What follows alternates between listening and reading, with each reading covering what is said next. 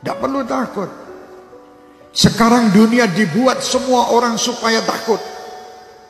Sampaikan kepada dunia dan sampaikan kepada orang yang membuat berita takut-takut itu.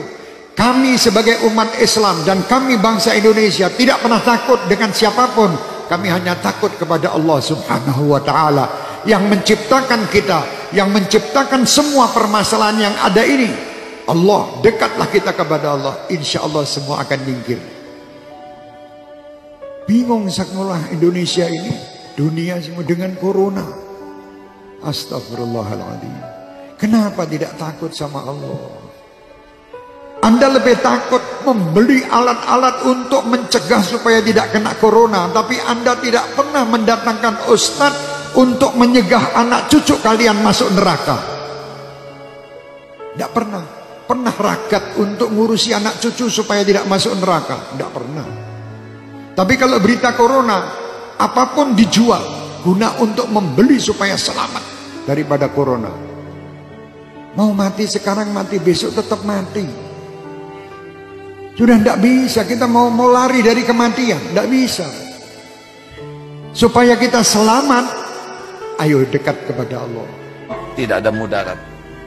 Siapa yang meninggal kena virus, pasti yang sudah ditetapkan Allah harus meninggal pada waktu yang ditetapkan.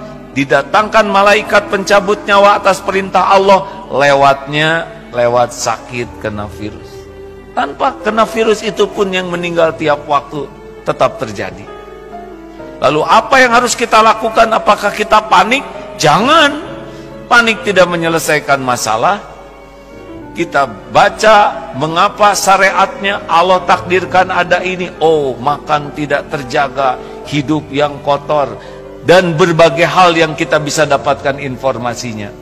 Efeknya, sempurnakan syariatnya, hidup bersih, makanan bersih, sikap bersih, plus doa yang banyak.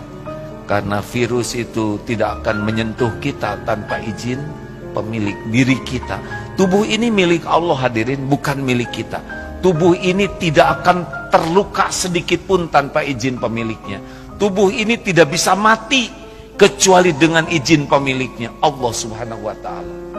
Oleh karena itu, mendengar virus corona, yang harus diingat bukan virusnya, tapi pencipta, penguasa, pemilik segala-galanya, Allah Subhanahu wa ta'ala. Dan kita harus tahu bahwasanya musibah itu bisa Allah timpakan kepada siapa saja. Fitnah itu akan bisa Allah timpakan kepada bukan orang yang berbuat zalim. Yang la tusibah dan ladzi dzalamu minkum khosoh, tidak akan menimpa kepada orang yang bermaksiat saja, tidak. Bisa saja yang ridho dengan orang bermaksiat akan ketimpa juga. Mungkin semacam itu. Jadi ada sebuah tempat dia melakukan kemaksiatan lalu Allah timpakan musibah, orang berimannya kena. Cuman buahnya orang beriman ini nanti tetap selamat di akhirat. Baik. Jadi semacam itu, musibah akan selalu ada.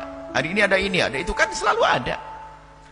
Dan musibah dihadirkan oleh Allah bukan karena Allah tidak mampu untuk mengangkatnya, untuk mengangkat orang yang sadar kalau itu musibah dan bagaimana menyikapi musibah. Jadi Allah yang mengangkat derajat seorang hamba itu bermacam-macam cara. Ada jadikan ahli ibadah, kaya raya, sedang menderma, punya ilmu, jadi ulama, dan seterusnya. Ada dikasih sakit, kasih bencana, macam-macam. Itu kan kisah dunia. Kalau pengen nggak ada ujian, nanti masuk surga, nggak ada ujian. Baik. Lalu bagaimana sikap kita di saat kita melihat musibah yang menimpa satu kaum misalnya? Pertama, kembali kepada Allah Subhanahu wa ta'ala. Tadi kami sampaikan. Kembali kepada Allah.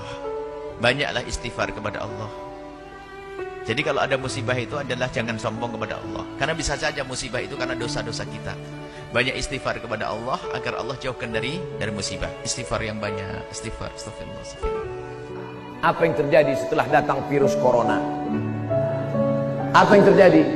Rumah makan Islamic food di Singapura antrian panjang. Kenapa? Karena saudara-saudara kita yang ada di Singapura, yang non muslim, yang tak Islam, lebih percaya kepada makanan orang Islam.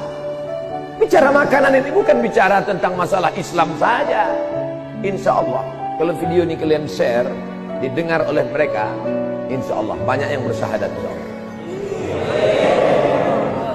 Pas ditengoknya penceramahnya Abdul Somad, tak jadilah. Ustaz radikal nih gitu. Kalian terlalu termakan isu. Jangan kalian makan isu. Ini makan tuh bakwan.